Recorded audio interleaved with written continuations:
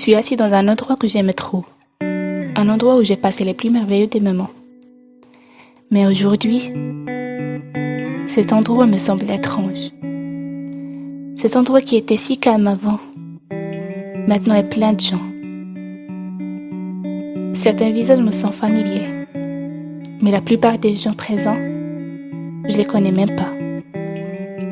Je ne sais pas pourquoi ils sont présents maintenant qu'il est parti.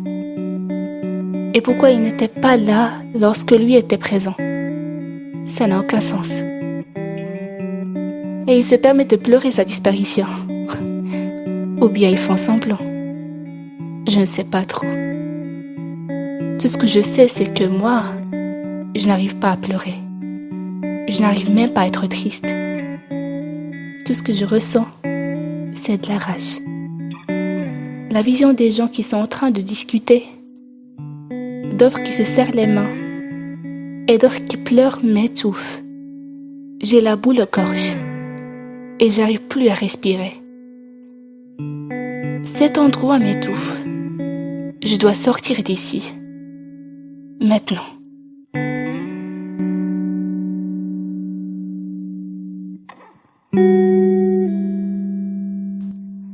Le moment où je traverse le couloir pour sortir, je le vois.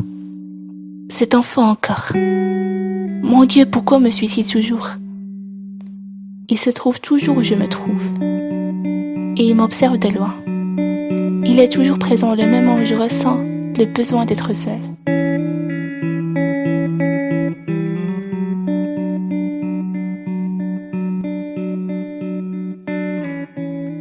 Le jour où on a réussi de conquérir un nouveau marché, moi et mon meilleur ami, mon partenaire, on a organisé une cérémonie pour fêter cette bonne nouvelle. Tout le monde était heureux. Ils rigolaient et chantaient. Et moi, comme d'habitude et fidèle à moi-même, j'étais impassible. Non parce que je n'étais pas heureux, mais parce que je trouvais que leur réaction était exagérée. En fin de compte, ce n'est pas par hasard qu'on a réussi, mais avec beaucoup de travail et de patience. Ce jour-là, je ressentais le besoin d'être seule, de virer tous les invités et de célébrer notre réussite comme il se doit. Juste moi et mon meilleur ami. Mais c'était mal poli, alors j'ai fait la chose que je fais toujours, m'isoler des autres. Mais cet enfant était là. Il m'observait et il me souriait. Un large sourire traçait son visage innocent. Je ne savais pas pourquoi il était là. Pourquoi il est là maintenant? Pourquoi il est toujours là?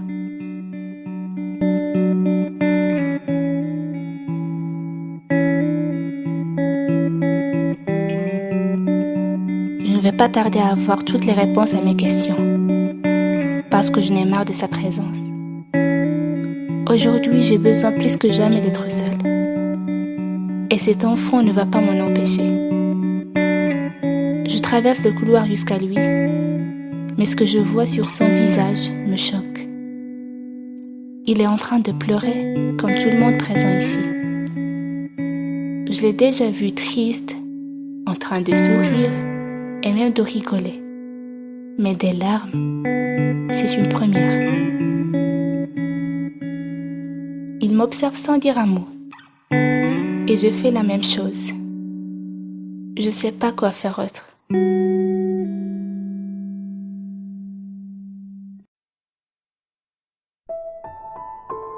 Après un moment, et avec une voix étranglée, je lui demande: Qui es-tu?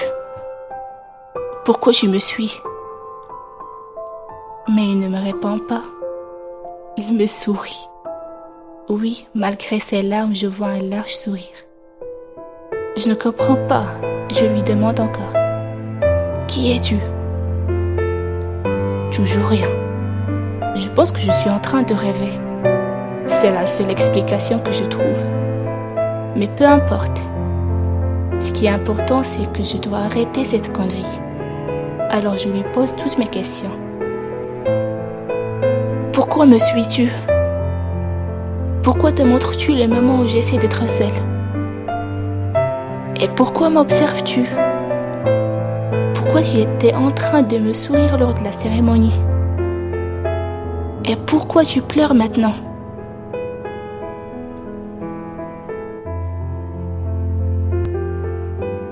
Il m'observe toujours, il me sourit et il me demande à son tour. Pourquoi essayes-tu toujours de m'échapper? Pourquoi tu m'enfermes? Pourquoi ne t'ouvres-tu pas à moi?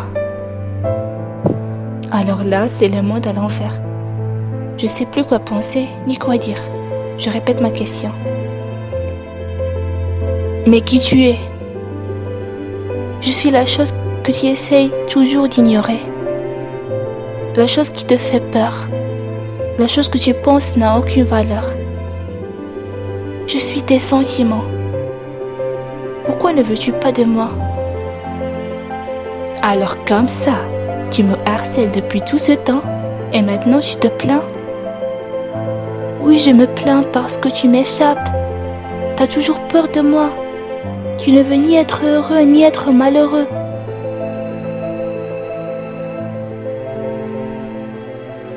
J'essaie juste d'équilibrer mes sentiments. On ne doit pas donner beaucoup de valeur aux choses, parce qu'ils partent en une fraction de seconde. Même les gens partent, et après il nous reste juste les sentiments qu'on leur réserve. Qu'est-ce que je peux faire avec ces sentiments après leur départ, hein? Qu'est-ce que je suis censée faire avec tout cet amour que j'ai pour mon meilleur ami? Réponds-moi. J'essayais toujours de t'échapper, mais avec lui, j'ai baissé les bras. Et je t'ai laissé me remplir de sentiments pour lui. Trop de sentiments. Et maintenant, je ne sais quoi en faire. Parce qu'il est mort. Il n'est plus là.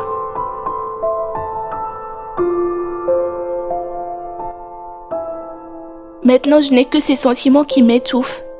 Tu m'écoutes, tu m'étrangles. Je ne veux pas de toi parce que tu me fais plus de peine que du bien. Tu sais c'est quoi ton problème? C'est que tu me fuis toujours. Mais malgré tous tes efforts, tu n'arriveras jamais à m'échapper. C'est dans ta nature. Tu ne peux pas vivre sans moi. Le vide ne peut jamais me remplacer. Tu aurais pu vivre beaucoup de choses avec ton meilleur ami. Mais tu étais concentré sur ta peur et tu as passé à côté de tant de choses sans même faire attention. Tu ne profites pas de ta vie. Tu penses que ne rien ressentir te protège, mais tu te trompes. Tu me remplaces juste avec un vide qui tue ton humanité. Ce vide me protège parce que les sentiments peuvent être trop lourds, trop sombres. Et je ne veux pas me noyer. Les sentiments que tu enfermes vont te hanter pour toujours. La tristesse que tu caches maintenant va te suivre durant toute ta vie, jusqu'à ce que tu décides de la faire sortir. Libère-la. Laisse-la sortir pour que tu arrives à passer à autre chose. Crois-moi, je ne suis pas ton ennemi. Mais tu dois me laisser partir. Ne m'enferme pas. Libère-toi.